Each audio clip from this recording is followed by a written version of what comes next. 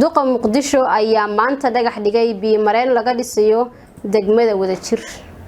Wariyaheena Bushra Bashiir ayaa idin la diyaara.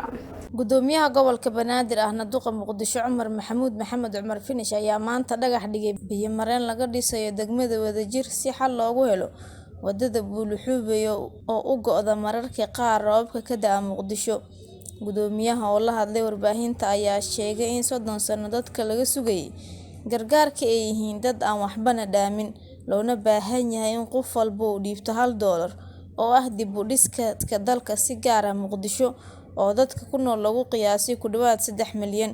Dhibaatada ugu badan ayuu sheegay inay soo gaaraan dadka danta yar ayna awoodin in ay bixiyaan lacagaha wax loogu qabanayo si loogu maarmo kaalmada lagu daalay. Haddii maantay ay noo suura gashay inaan dhagax dhigno biyo mareen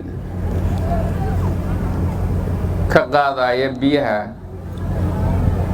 wartan loo yaqaan Xasan Ilaac marsiinaya dhulka ka hoos kana shubaya badda. Arrintaas iyada ah waa arrin in muddo ah aan ku taamaynay suuragelinteeda balse Ilaahay maadiis ay maanta inoo suura gashay dhagax dhiga mashruucaas. Mashruucan waa mashruuc oo fulinayo maamulka gobolka Banaadir oo kaashanaya bulshada degmada Wadajir